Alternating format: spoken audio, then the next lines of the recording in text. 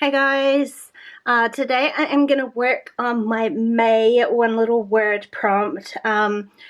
This month, a bit more of a visual prompt, which is always my favorite. Less words, more pictures. That's sort of always my go-to. So I was really looking forward to this month in my album. Now, I think there are probably plenty of ways to go about sourcing the images for this month. Obviously, one is to take a camera and go and find your word in your life. Instead, what I decided to do was go through my photo roll, not too far back, maybe just from the last couple of months, because I have found my word popping up in my life a whole lot. So I kind of wanted to use images that I had already captured of that rather than go and look for new ones. So that's what I did. Once I found those images, I just pulled them into Photoshop and cropped them to 2x2 squares, and just printed out a few 4x6s with 6 images on there. Obviously I've pulled out a lot of images because I want to create a sort of photo grid using these. I never know how to describe them. They're 2x2 squares, and there's 8 squares in the page protector. These are obviously life crafted page protectors available from Citrus Twist. So I wanted to have enough images to fill up 2 page protectors, so you definitely wouldn't need to have 2. I just kind of wanted more than 1 so that I could open it as a spread, and because I knew I did have so many images to use, so I didn't want to narrow down those choices too much. And to do this a little bit differently though, instead of cutting out square images, I want to do something a little more fun. So I'm going to use my 2-inch circle punch, and I'm going to circle punch my photos to fit into these page protectors. I don't think I have enough. I think I've got 36 spaces on here. I don't think I have quite enough photos to fill up the page protectors, so I am going to just fill in any gaps with some pattern papers, probably just from my scrap box, I think. So I think that would be a fun way to use a few little scraps, but that's what I'm going to do right now. So I'm going to practice being okay with imperfection here, because I know that this 2-inch punch is either slightly larger than 2 inches, or my photo paper is slightly smaller. Either way, I can't get 6 full circles from these photos. None of them are going to be perfect. They've all got a tiny little edge to them on 1 or 2 sides. And I'm just going to be okay with that, because I would rather just print 4 4x6s than have to print, twice that amount, 3 times that amount to be able to get the full circles.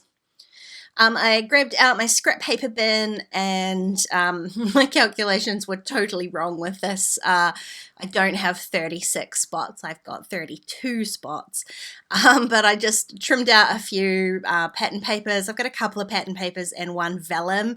I think 2 of those are Dearlydee and 1 might be a Pink Fresh Studio, but like I say, they're just scraps in my bin. Then I laid out my page protectors and just kind of randomly put down the photos. There's no sort of particular rhyme or reason to it. I was sort of trying to balance colors and lightness, but there's definitely no like themes or nothing at all like that. The one thing I did do before I put all of these into the pockets though was I glued them back to back, just to stop them becoming separated or falling out of the pockets, and hopefully I can keep everything reasonably vertical the way it's supposed to be.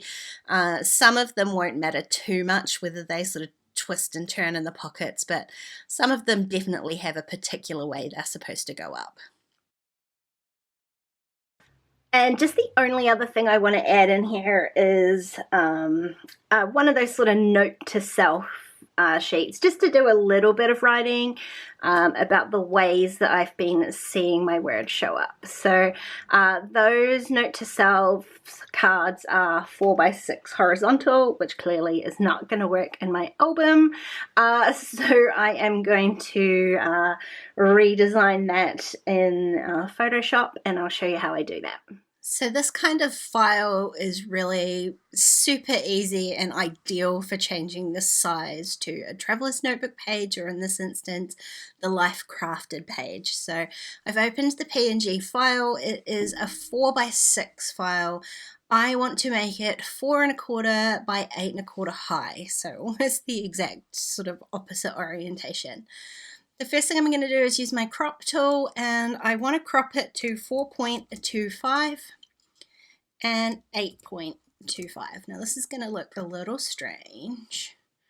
I'm going to drag it out. Obviously I do not want to crop it to the size, so I'm just going to zoom out, and I want to hold down the shift key, and I may need to keep zooming. I just want to drag out this crop bar until it is the width and the height here.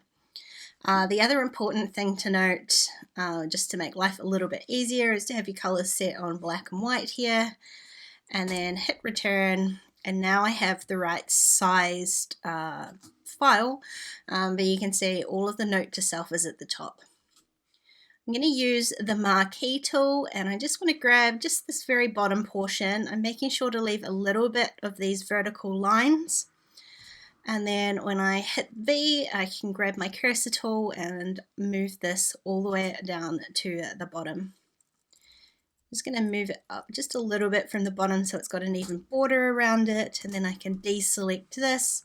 Now all I need to do is make these lines match up here, so I'm going to grab my marquee tool again and just select the lined portion of the file, and then Command T gives me my transform tool.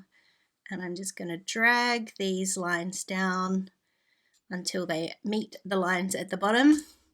Hit return, deselect, and that is my Traveler's Notebook sized note to self file. So I printed that out and ran it through my typewriter for something that I said was going to be a visual prompt. I had a lot of words to say, and so I'm glad I put it through the typewriter instead of trying to handwrite it. I, ended up with way more room. You could definitely add the text before you print it, but I really enjoy the sort of physical aspect of using my typewriter. It feels therapeutic bashing away on those keys. I've got just an old vintage typewriter, so you do have to apply quite a lot of pressure. So my fingers are a bit sore now, but I'm glad I've got some words to go with this. I am going to pop this one into a page protector, and for now I'm just going to leave the back blank. I don't feel it necessary to fill that up. I was thinking I could add some pattern paper onto the back of there, but no one's going to see it, so I'm just going to leave it like that. And call this month done. This was a fun one. I'm glad I went with the circles, otherwise I feel like it could have been a little bit dull. I love having that sort of pop of interest in there.